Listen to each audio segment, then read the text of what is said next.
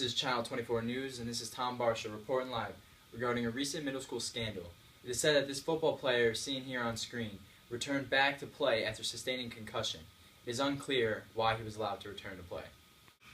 We're bringing in today athletic trainers Christopher Spagnoletti and Kelsey Carpenter to give some brief information about concussions and how to save your life. Thanks, Tom, and it's glad to be back on the show. It is really unfortunate and sad that we have to hear of these tragedies such as the one we just heard on TV today because concussions are preventable. Concussions are a big part of the sports world today, affecting many athletes. A concussion is a trauma-induced alteration in mental status that may or may not involve loss of consciousness, not a dinger or getting your bell rung, which those are commonly known as. That is wrong. The first steps in preventing these concussions are the pre-participation exams and baseline testings.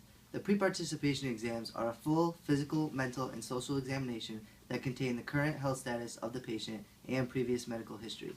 The exam should also include a BEST test, which is a type of baseline test that is a motor control test. Along with that should be a mental and neurocognitive test. The purpose of these tests are to represent an athlete's brain function in a normal and uninjured state. We are then able to use this to compare to an injured to a baseline testing. Pre-participation exams and baseline testings are a form of documentation. Documentation is one of the most important parts of any injury process, especially concussion injuries. It is the job of the athletic trainer and physician to keep well-written documents at all times. With this said, it is always important to keep them updated because you should have documents from before, during, and after the injury process. Everyone, including the players, coaches, and parents, along with the athletic trainer and physician, should be fully aware and updated of the athlete's history and current conditions at all times.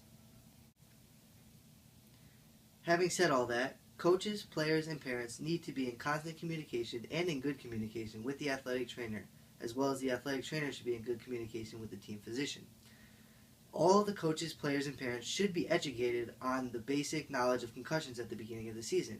Now, it is the athletic trainer's job to care for and educate the players, coaches, and parents. However, the athletes themselves should have responsibility. Now, if the athlete is not feeling well or something is not fitting right that may lead to or predispose them to a concussion, they should speak to their athletic trainer. Part of this communication between the athlete and the athletic trainer is how the athlete is actually feeling during the game, whether they sustained a hit and the athletic trainer didn't see, or they are just not feeling well that day. So signs and symptoms of a concussion may include headache or temporary pressure in the head, temporary loss of consciousness, amnesia, dizziness, lightheadedness, ringing in the ears, nausea, or slurred speech. Now that we have gone over the preventative measures of concussions, it is time to take a look at what happens after you sustain a concussion and how to manage it. Now, after you have been diagnosed with a concussion and you have talked to your athletic trainer, it is time to begin the return to play and management process. However, you cannot begin this return to play process until you are 24 hours symptoms free. That's no dizziness, no lightheadedness, no nausea. There's a whole list, 26 signs and symptoms. You can't have any of them. Now, the beginning of the return to play and management process begins with no activity. Next, moving on to light exercise, less than 70% age predicted max heart rate. The third step is sport-specific activities without the threat of contact from others. Next, we have non-contact training involving others, moving on to unrestricted training, and finally, beginning the return to play. At any point in this return to play and management process, if you are feeling any concussion-like symptoms, you must start over and also wait 24 hours until repeating that one that you just tried doing again. Now, if we put you back into play while you are experiencing any of these concussion-like symptoms, you are more prone to and predisposed to second impact syndrome. And all this information can be found on the NATA website at nata.org.